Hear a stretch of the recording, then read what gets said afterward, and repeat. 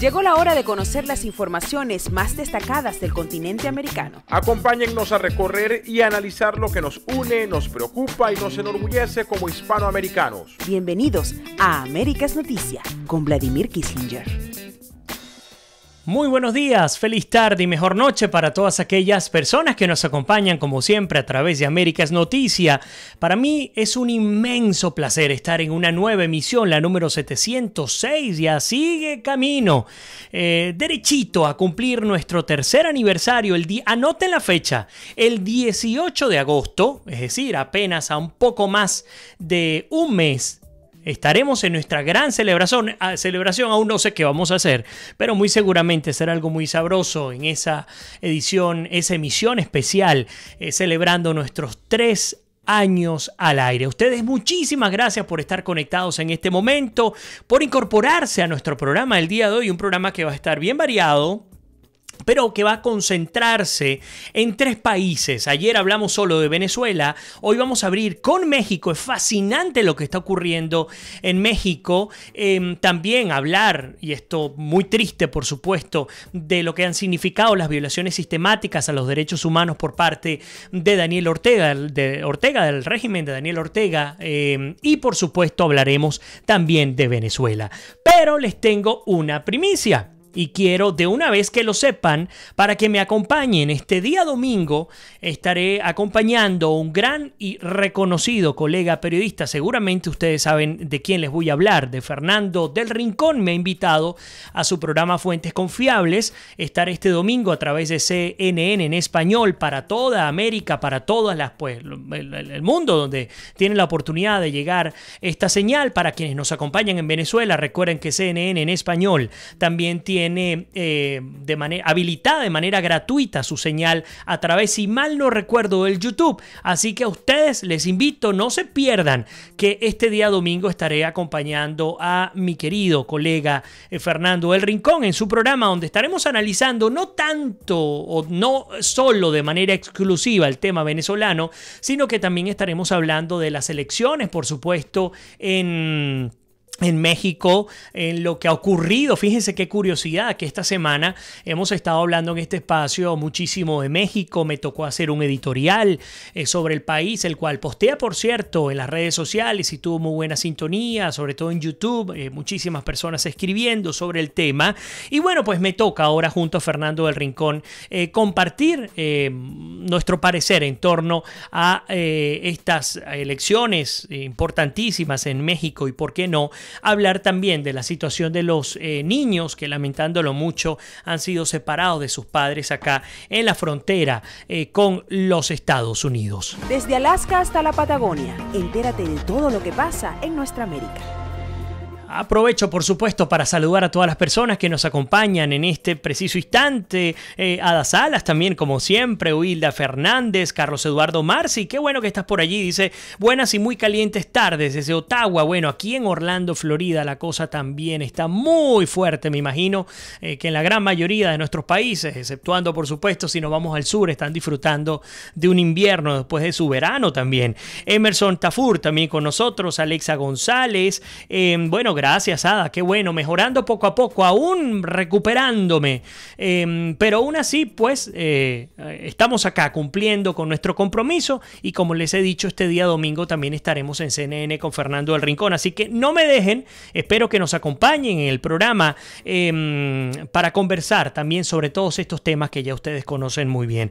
Robertina Cabeza con nosotros, Patricia Zambrana también desde Kids Grow, acá en Orlando, Florida, muy cerca de nuestro estudio, por cierto. Un abrazo especial para mi querida Patricia Zambrana, Berta María Araujo, Eudimar Mayorana también, o Hilda Fernández, imposible que se lo pele, igual que nuestra querida Claudia Aldunate también. Judith Carmona nos envía saludos también desde Holanda. Sí, bueno, ahí vamos, poco a poco recuperándonos. Aida Rodríguez también, pues sí, ya estoy bastante mejor. Gladys Murat también, Muirhead, siempre se me olvida la pronunciación correcta de tu apellido, Gladys, pero ahora sí, Muirhead. Mónica Salazar, Rafa Álvarez, Robertina Cabezas, bueno, Carlos Eduardo me pregunta el tema de la salud, ahí vamos, recuperándonos. Vi también que Carlos Arturo Albarrán también está con nosotros. Bueno, muchísima gente querida. Sobeida Lara dice, soy venezolana, pero emigré como tantos que nos ha tocado emigrar. Alejandro Avendaño. Rafa dice, saludos Vladimir, qué mayor celebración sería la salida de Maduro del poder y de todos sus colaboradores, celebrarlos en grande junto al aniversario de tu programa. Imagínate, sería el mejor regalo de vida que esto ocurra en Venezuela. Nuestra querida Arsenia también, Rafael Aníbal Rusián también está con nosotros, Judy Carmona, Mónica ya estaba por allí, Felipe Cuadra también. Bueno, justamente Alejandro dice, maravilloso, estaremos allí con nuestro pana Fernando del Rincón, también Lina Escobar acompañándonos, qué bueno que ya por fin estás con nosotros de nuevo. Francisco Díaz también, desde el Vigía, Estado Mérida, qué bueno tenerte acá en casa. El programa con Fernando del Rincón, que me están preguntando, está pautado para el domingo a las 10 de la mañana, hora del este, en los Estados Unidos, hora Miami. De hecho, el programa es en Miami, el canal o la sede de una de las sedes de CNN está en Miami. Allí estaré, por supuesto, acompañando a Fernando del Rincón. En su oportunidad, por supuesto, compartiré el link. Seguramente lo colgarán en las redes sociales. Pero mientras tanto, a los que tienen oportunidad de llegar a la señal de Fernando de CNN en español, pues lo pueden hacer. Por ahí nos pregunta Ada Salas que cómo sigue Fernando del Rincón. Entiendo que mejor, porque vamos al aire con el programa y de hecho a Fernando del Rincón le pasó exactamente lo mismo que me ocurrió a mí. Así que si yo estoy mejor, asumo que Fernando también ha mejorado. Bueno, ahora sí, nos vamos con nuestro contenido el día de hoy. Zuli Quiñones también, se nos fue un buen rato en saludos, pero qué cosa más sabrosa que podernos saludar entre todos. A ver, imagino que para los que me siguen todo el tiempo habrá sido extraño leer la titulación del video del día de hoy, porque hablaba de una transición que va, parafraseándola, una transición que va viento en popa, que pareciera que va ordenada, que pareciera que está tomando unos matices interesantes para bien. Nuestra querida Zuli Quiñones, Guillermo Piñate también. Y lo digo porque se ha sentido en el ambiente mexicano una especie de positividad en torno al cambio que se supone ha de venir. Enrique Peña Nieto ya se ha reunido de manera formal con Andrés Manuel López Obrador. Han hablado de una transición política y ordenada, algo bien importante. Me hizo recordar aquella transición entre Bachelet y Piñera, salvando las distancias, por supuesto, desde el punto de vista político, pero una transición de altura que fue de admiración para buena parte de nuestra América Latina. Bueno, en el caso de México, pues pareciera que todo va encaminándose hacia una transición con mucha paz, ojalá que sea así, y con una cordura que esperemos que Andrés Manuel López Obrador sepa llevar, teniendo un poder por 6 años y la tentación de contar con la mayoría en el Congreso mexicano. Eso es muy peligroso, pero no significa, es decir, no es directamente proporcional a la posibilidad de lanzarse de una a un proceso dictatorial. ¿Y por qué lo digo? Porque en Colombia era la principal crítica que tenían sobre Iván Duque. ¿Qué decía Gustavo Petro? Que el que votara por Duque iba a votar por la instauración de una dictadura, por cuanto Duque ganaría el poder ejecutivo y además tendría, a través del Centro Democrático, tendría la mayoría en el Senado, en las 2 cámaras del Senado. Bueno, tan no fue cierto en Colombia, que tampoco podemos, o mejor dicho, no podemos pensar otra cosa de México. Esto no quiere decir que necesariamente las cosas vayan hacia un mal camino. Ahora, el asunto está en la madurez política e institucional que tengan los poderes públicos en México como para poder llevar adelante un gobierno demócrata con un tinte distinto al que tradicionalmente se vino manejando en una especie de dictadura de partido, porque es una realidad. El PRI gobernó México desde 1929 hasta el 2000. Son 71 años que gobernó el PRI. Luego vino el PAN y pues por supuesto finalmente caímos en lo que ya conocemos. Entonces es muy importante, digamos, hablar del contexto previo a la toma de posesión. Todavía falta mucho tiempo, falta medio año para tomar posesión. Si mal no recuerdo, el 1 de diciembre de este año es que Andrés Manuel López Obrador de manera formal toma posesión del cargo. Esto no significa que no va a haber ningún tipo de reuniones, de acuerdos, pues no, todo lo contrario. El trabajo de Andrés Manuel López Obrador y de su equipo ya comenzó, toda vez que se conocieron victoriosos. Bueno, el propio Enrique Peña Nieto, uno de los grandes perdedores, porque si hablamos de representación por partidos políticos, el gran partido político derrotado en estas elecciones mexicanas, históricas elecciones mexicanas, fue el PRI. Recordemos que el PRI no obtuvo incluso ni una sola, y por acá lo vamos a leer un poco más adelante, ni una sola representación de los 32 estados. Ni una sola victoria, todas las arrasó Andrés Manuel López Obrador, y en una sola, no sé si era Guanajuato, no lo recuerdo bien, se la llevó MIT o MEADE, como ustedes lo digan, del PAN. Pero el PRI no ganó ninguna.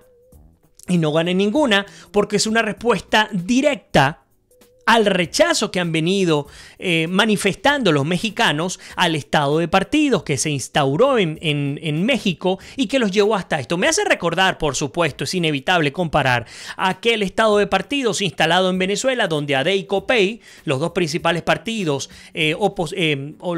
principales partidos que gobernaron durante más de 40 años el país, bueno, se repartían como si fuese una pelota, un rato para uno, un rato para el otro, y finalmente el desgaste institucional fue inevitable y apareció la figura emergente que suele aparecer cuando ocurren este tipo de situaciones.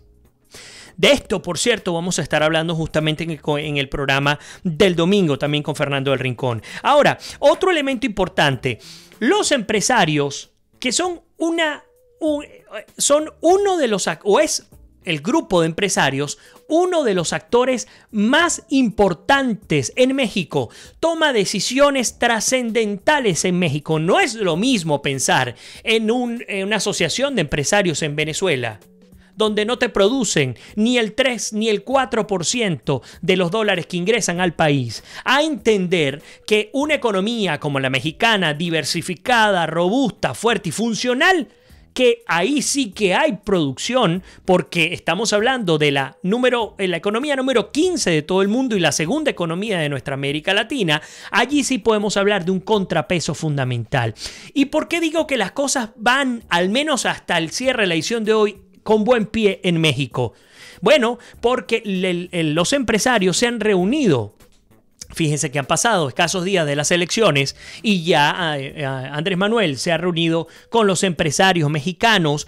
Han hablado de la necesidad de sumarse a la transición como actores del cambio. También hablan de un clima de entendimiento, de confianza. Ya, por cierto, voy a incorporar los comentarios que ustedes nos envían. Gracias, escriban todo lo que quieran, que termino de hacer esta introducción y comienzo a incorporar todos los comentarios a través del Facebook Live, y ustedes también, los que nos están acompañando a través de nuestras emisoras y también del YouTube en diferido. Pero bueno, lo que les comento, hablan de un clima de entendimiento, hablan de un clima de confianza, muy importante, por supuesto, para poder llevar adelante un México que tiene unos retos fundamentales. La BBC Londres, o la BBC Mundo, mejor dicho, ha publicado las 3 bombas de tiempo que deja Enrique Peña Nieto, Andrés Manuel López Obrador. Las vamos a estar hablando en unos minutos para entender mejor lo que ocurre con México. Los que me preguntan por qué le he dedicado tanto tiempo a México, bueno, porque nos ha tocado con cada elección. Así fue con Colombia, ahora nos vamos con México, las próximas elecciones son con Brasil, así que estaremos dedicándole todo el tiempo a Brasil, todo el tiempo que se necesita, así como el resto de nuestro continente, por supuesto con especial interés en Venezuela. A ver, entonces, los empresarios hablan de un clima de entendimiento y confianza.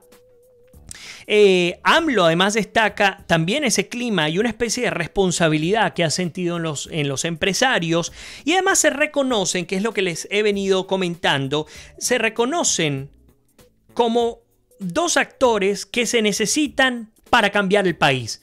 No es uno en vez del otro, es que son necesarios ambos actores, gobierno, empresa privada, para poder salir de los grandes problemas que afronta México, porque aún siendo la economía que ya conocemos que es, escuchen bien el número, el 45% de los mexicanos viven en pobreza. Es altísimo el número, son 55 millones de personas que viven en pobreza. Para los que no conocen cuántos habitantes hay en México, algunos lo calculan en 120, otros en 129. Vamos al promedio, unos 125 millones de habitantes. De esos 125 millones de habitantes, al menos 55 se encuentran en pobreza. Eso es un gran reto, siendo un país tan rico, pero aún siendo rico, donde la desigualdad se siente con unos niveles altísimos. Bueno, ese ha sido uno de los puntos clave en la campaña de Andrés Manuel López Obrador, lo que lo ha llevado a ganar con esta victoria aplastante por más de 53 puntos de votación. Continúo con este tema y incorporo los comentarios. Y un México que ha cambiado en términos de mapa electoral. El México hace 6 años, de hace 12 años, es decir, hablando de las 3 últimas elecciones, 2006, 2012, 2018, ha cambiado dramáticamente. Y ese es uno de los elementos que tenemos que evaluar con mayor detenimiento para entender por qué ganó Andrés Manuel López Obrador. Porque está bien, los que estamos afuera y los que hemos sido afectados por el comunismo, por la izquierda, de una pasamos la X y decimos, hey, esto no va a servir para nada. Pero ya va, es que estamos viendo las cosas desde un punto de vista muy distinto. Les pongo un ejemplo. Para México es miserable, y esa sería la manera de adjetivarlo correctamente, un crecimiento del Producto Interno Bruto del 2.1%. Para un país como Venezuela sería una bendición que esto ocurriese. ¿Por qué? Porque Venezuela decrece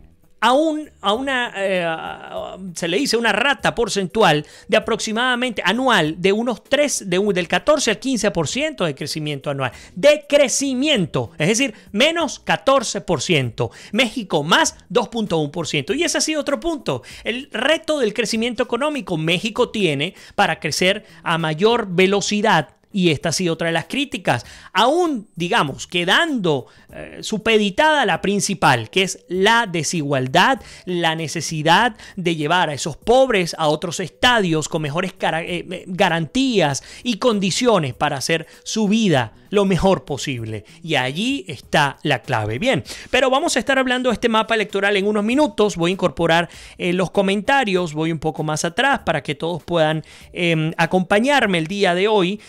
Bueno, Francisco Díaz, ya les comentaba, Gladys Murhead también. Voy un poco más abajo. Dice, a ver, bueno, Elena Madán con nosotros también, Carlos Guevara, creo que me fui bastante para atrás. Vamos a ver, aquí tenemos, nos dice, Corina Díaz, dice, hola Vladimir, saludos de una colega venezolana ahora viviendo en Chile. Sigo tu programa desde hace unos meses, pero esta es la primera vez que te veo en vivo, muy bueno tu espacio, gracias Corina, un honor tenerte acá, además colega periodista, feliz día del periodista, la semana pasada lo celebramos, acá en Miami por cierto se está celebrando el día de hoy. La Asociación de Periodistas Venezolanos tiene una gran fiesta en Miami. Lástima no estar allá, pero igual te mando un abrazo enorme a todos mis colegas periodistas. Alexandra Mudarra también nos dice, buenas tardes Vladimir, espero que ya estés bien, mucho mejor. Carlos Eduardo dice, ¿cómo encaja estos monopolios bipartidistas en países como Estados Unidos y Canadá? Fíjate que eso es una muy buena pregunta la que nos dice Carlos Eduardo. ¿Por qué? Porque dependiendo, Carlos, de cómo veas la naturaleza política, por ejemplo, Estados Unidos, podrías entender que aunque en términos de fuerza económica hay monopolios, en Estados Unidos hay libertad para poder elegir proporcionalmente a los candidatos, proporcionalmente incluso a aquellos que quieren ser candidatos. ¿A dónde voy? ¿Cuántas personas se postularon para ser candidatos presidenciales por el Partido Republicano? 16 precandidatos a la presidencia de los Estados Unidos, la presidencia número 45 de los Estados Unidos. Por ejemplo, hay unas especies de comisionados, hay senadores, hay congresistas, cada uno representa un número finito de electores para garantizar que su voz y voto sea reconocida y sea escuchada en todos y cada uno de estos espacios. Entonces, el bipartidismo aunque por supuesto hablar de demócratas y de republicanos es hablar de alguna manera de bipartidismo, no está tan limitado a lo que decide el Tea Party o a lo que decide el Partido Demócrata exclusivamente. El pueblo de Estados Unidos tiene la oportunidad a través de primarias de determinar por encima incluso de lo que el propio partido dice quiénes serán sus candidatos para llegar a competir por ejemplo, la presidencia de Estados Unidos. Y además, la naturaleza de la elección en Estados Unidos es una elección de segundo grado. ¿Qué significa que sea de segundo grado? Uno vota por unos electores o superelectores. Esos superelectores conforman unas especies de colegios electorales y finalmente van a sesionar determinando si X o Y persona debe gobernar o no al país. Es un poco complicado meternos a hablar ahora y explicar completamente lo que ocurre en términos electorales en Estados Unidos, pero el bipartidismo no se vive como esa dictadura del estado de partidos que se vive en México, en Venezuela, entre otros. La naturaleza es distinta desde el punto de vista incluso electoral. No entra dentro del mismo cajón. Sí pudiera entrar, por ejemplo, España. Ahí sí creo que pudiéramos comparar un poco más con lo que ha ocurrido en nuestra América Latina. Muy buena pregunta, Carlos. Gracias por conectarte. Bueno, Alejandro Avendaño dice: Chile es un modelo y ejemplo para América Latina, por supuesto. Sería el primer país de América Latina en pasar a ser el primer país del primer mundo, y me disculpan la repetición. Aún no ha llegado hasta allí, pero es una gran posibilidad que llegue. Carlos Guevara dice: Vladimir, ¿no recuerdas que Chávez fue así, ofreció tantas cosas que no cumplió? Esos socialistas populistas después piensan que ellos son los únicos que tienen la razón y se creen especies de un dios y creen que son los únicos que pueden arreglar todo y entonces quieren perpetuarse, pero esperemos a ver si es diferente, aunque no lo creo. Eso es un muy buen punto el que nos comenta Carlos, sin duda. Chávez logra llegar con el apoyo de los empresarios y también con el apoyo de los medios de comunicación. Eso es una gran realidad en Venezuela. La diferencia está en que la historia mexicana, del pueblo mexicano, en términos de sus luchas sociales, en términos de quienes les gobiernan, es bastante distinta a la venezolana. Esto no quiere decir que no pueda repetirse. Sí, eso es un riesgo. Yo comentaba y creo que Lina también lo comentó allí, a partir del hartazgo que existió en México, decidieron jugarse la lotería, porque así al menos lo veo yo. Independientemente de la preparación, de las propuestas, de lo que sea. Es jugarse al hartazgo y mejor dicho, a partir del hartazgo, jugarse la lotería. Y una lotería en la que las cosas pueden salir muy bien, como ocurrió en Ecuador, pero también las cosas pueden salir bastante mal, como ocurrió en Venezuela. Algo similar. En Venezuela la gente estaba obstinada de lo que ocurría en el país. Y se fueron a jugar la ficha más improbable que logró al principio capitalizar seguidores y miren a dónde hemos llegado. Buen comentario, Carlos, gracias. Paola Gómez también. Lina dice: los mexicanos se escogieron por hartazgo. Bueno, fíjense, justamente, seguro que por las falencias, irresponsabilidad, corrupción, etcétera, de los gobiernos tradicionales. Sin embargo, la admiración no oculta de AMLO por Castro me parece un síntoma tenebroso. Bueno, Lina, a ver, es complicado hablar, por ejemplo, admiración para Castro en México, porque no solamente por parte de AMLO. Históricamente, la inmensa mayoría de los presidentes mexicanos han estado siempre del lado de Fidel Castro. Ha sido uno de los principales beneficiarios de México. Muy pocas personas hablan de México, hablan de Venezuela en términos de envío de recursos, etc. México ha sido un pilar importantísimo para Fidel Castro, los principales intelectuales mexicanos, muchos de ellos de izquierda, incluso pasaron años y tiempo en Cuba. Fidel Castro visitaba regularmente México. Es bien complicado, por lo tanto no es algo aislado, es decir, la izquierda siempre ha tenido una fuerza importante en México, solo que ahora ha tomado el poder. Allí es donde está el punto. Ha tomado el poder. Vamos a ver qué ocurre. Ivonne Aristiguieta, como siempre, Alejandro dice, todavía les queda por lo menos hasta diciembre a los mexicanos paz y alegría como eran las nuestras. Ojalá que se mantenga. Fíjense que Carlos Eduardo confirma lo que les comentábamos. Esta desigualdad social es la clave. Marco Serpa también dice, recuerden las promesas de Chávez. México es la copia de Venezuela en 1998. Y es que esa fue justamente la advertencia que le hicimos a los mexicanos en su oportunidad y que en mi editorial del 2 de julio, que publiqué en las redes, hablaba justamente de esto, es que era inevitable destacar el parecido, no solo en lo que fue, sino ahora en las promesas concretas que ha llevado adelante. Cortarse el sueldo a la mitad, vender los aviones presidenciales, hacer un referéndum revocatorio a mitad de mandato, dejar Novarre supuestamente residir en la casa presidencial. En Venezuela decían lo mismo y no sueltan la casa presidencial. Y pues todos esos elementos los vivimos en Venezuela. Por eso es que nos causa estupor ver, por supuesto, que este tipo de situaciones se repitan en México. ¿Pura casualidad? No lo sabemos. Solo el tiempo será el que dicte si estábamos o no en lo correcto. Alonso Dremán, Miguel Eduardo, también Angie Bracho, bienvenida. Mi querido hermano David Parra Lezama desde España. Alejandro dice a Day Copay, pero éramos felices y como quisiera estar en esa época. Carmen Fernández también. María Teresa Sandoval, bienvenida. José Luis Curvelo dice saludos desde Montreal. Alejandro dice Chávez es no puedo explicar, no puedo decirlo porque estamos al aire en nuestras emisoras. A los que nos están viendo a través del YouTube, sé que pueden leer sin problema. Ale Mesa dice Vladimir, abrazos desde Pensilvania. Gracias, Ale. Bienvenida. Rosalía Sapienza, también bendiciones para todos. Ahora le dices Andrés Manuel. Bueno, se escucha raro, es verdad, Alejandro. Andrés Manuel López Obrador. Lo que pasa es que es muy largo, prefiero decir AMLO, un poco más corto y tranquilo. Rosalía Sapienza dice saludos a todos, alegre de estar con ustedes. Ricardo Schaumer también. Charles Senior nos dice Trump supera a Obama en los números de aprobación en el mismo punto en su presidencia. Y eso, señores, con toda la prensa, la academia y Hollywood en su contra. Interesante.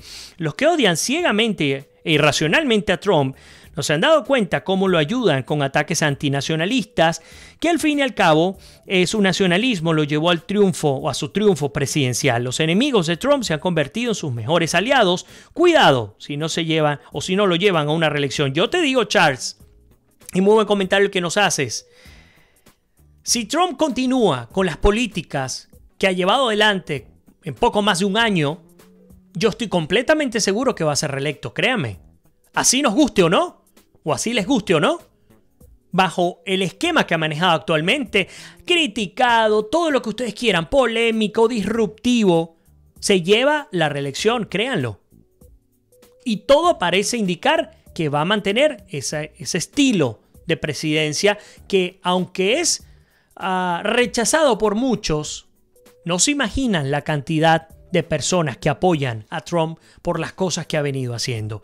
Un programa que seguramente vamos a tratar de hacerlo la semana que viene sobre la polémica en torno a Trump. Hablar de Trump como figura, como presidente, como persona.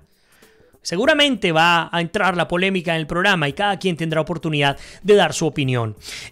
Johan Torrealba también nos saluda desde Venezuela, nos envía abrazos. José Luis Curbelo dice en Canadá ha habido un bipartidismo hace mucho, el Partido Liberal y el Conservador, aunque el PND ha venido ganando fuerza. David Parra nos dice saludos Vladimir, México ha tomado una decisión hacia un camino que por experiencias previas empiezan como caballo inglés y terminan como burro criollo. Qué buena manera de describir lo que sentimos los venezolanos en torno a este tema.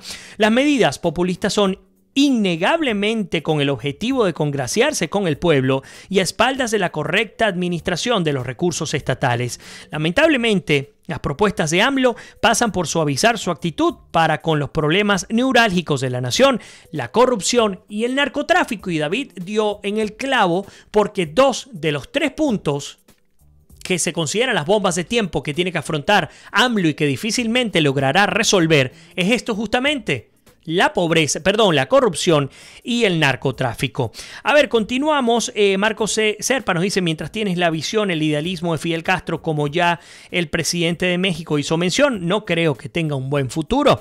Lina nos dice, Petro hoy en día sí sabe quién es Castro y su terrible legado. Mucha gente por allí conectada.